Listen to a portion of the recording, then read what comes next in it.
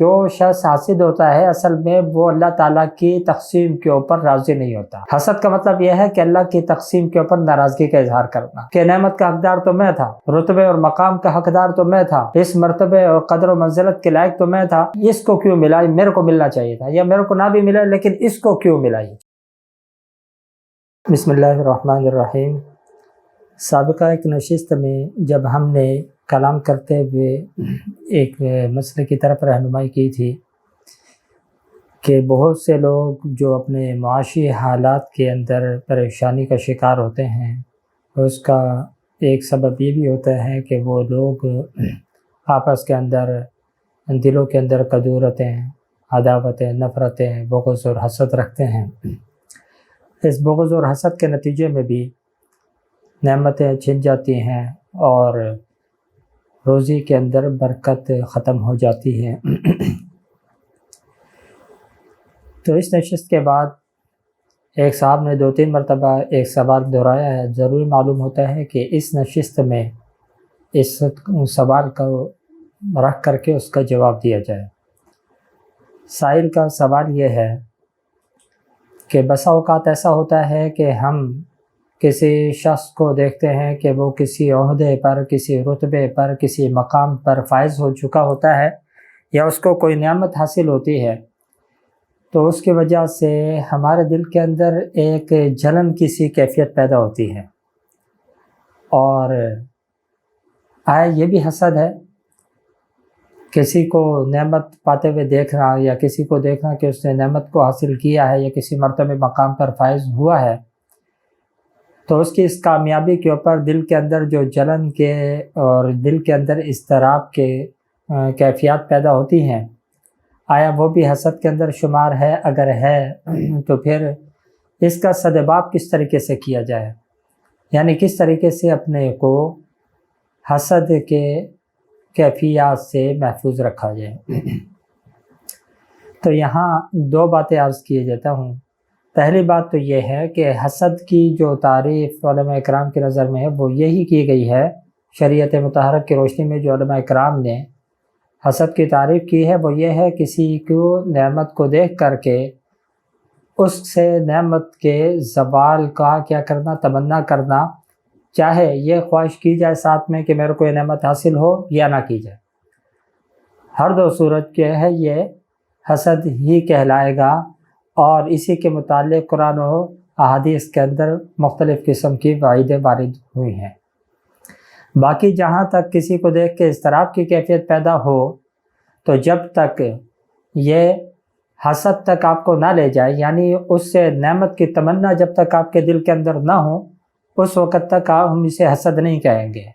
البتہ دل کے اندر ہیجان پیدا ہونا، اضطراب کی کیفیت کا پیدا ہونا، یہ تمام چیزیں انسانی فطرت کے موافق ہے کہ اللہ تعالیٰ نے انسانی دل کے اندر یہ تمام چیزیں رکھی ہوئی ہیں کہ اس کے اندر اضطراب بھی پیدا ہو جاتا ہے، اس کے اندر جو ہے اضمحلال بھی ہوتا ہے، اس کے اندر جو خوشی بھی ہے، اس کے اندر غمی بھی ہے، یہ تمام کیفیات ہیں۔ جب تک اس کے نعمت کے زوال کی تمنا دل کے اندر نہ آئے، اس وقت تک ہم اسے کیا نہیں کہیں گے؟ حسد نہیں کہیں گے۔ البتہ اگر نعمت اس کے پاس آپ دیکھیں اور اس کے بعد اضطراب کے بعد آپ کی یہ خواہش ہو کہ بھئی یہ نعمت میرے پاس آ جائے، لیکن اس سے زوال کی آپ توقع نہیں کرتے، تو تب بھی یہ حسد نہیں کہلائے گا۔ اب اس سوال کا جو دوسرا جز ہے کہ ہم اگر کسی کے اندر یہ حسد کا مادہ پایا جائے تو اس سے اپنے آپ کو مامون و محفوظ کس طریقے سے کیا جائے، یا اس سے کس طریقے سے نکلا جائے۔ تو سب سے پہلی بات تو یاد رکھیں کہ جو شخص حاسد ہوتا ہے اصل میں وہ اللہ تعالیٰ کی تقسیم کے اوپر راضی نہیں ہوتا۔ حسد کا مطلب یہ ہے کہ اللہ کی تقسیم کے اوپر ناراضگی کا اظہار کرنا، کہ نعمت کا حقدار تو میں تھا، رتبے اور مقام کا حقدار تو میں تھا، اس مرتبے اور قدر و منزلت کے لائق تو میں تھا، اس کو کیوں ملا؟ میرے کو ملنا چاہیے تھا، یا میرے کو نہ بھی ملا لیکن اس کو کیوں ملا؟ یہ چیز اس کو اللہ تعالیٰ نے کیوں عطا کی؟ تو گویا کہ یہ اللہ رب العالمین کی جو عطا اور بخشش ہے اس کے اوپر کیا ہے؟ یہ ایک قسم کا اعتراض ہے۔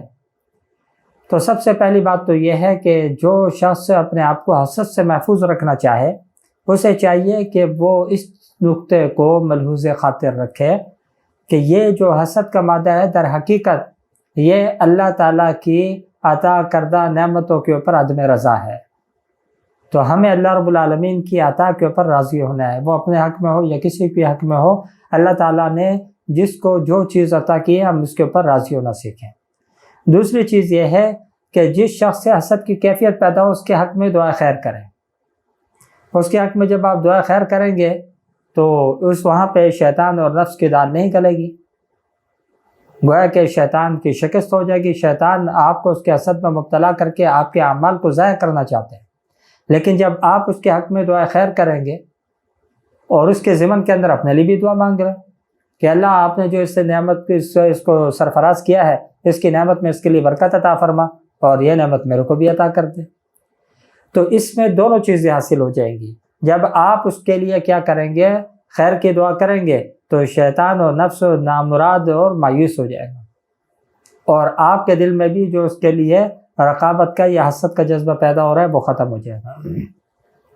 دوسری چیز یہ ہے کہ بکثرت سورہ فلق اور سورہ ناس پڑھنے کا اہتمام کریں، کہ جس کے اندر اللہ رب العالمین فرمایا من شر حاسد اذا حسد، کہ حاسد کے شر سے جس وقت کہ وہ کیا کرتا ہے، حسد کر رہا۔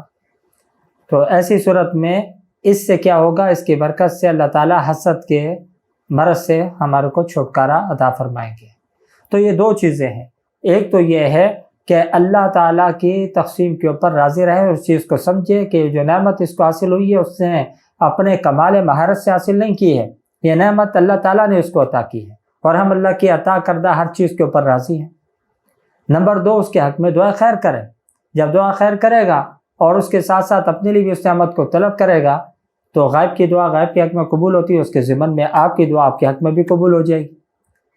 تیسری چیز یہ ہے کہ سورہ فلق اور سورہ الناس کا اہتمام کرے کہ اس کو پڑھے، تو اس کی برکت سے انشاءاللہ اس جیسے حسد جیسے مضر مرض سے انسان معمون و محفوظ ہو جائے گا۔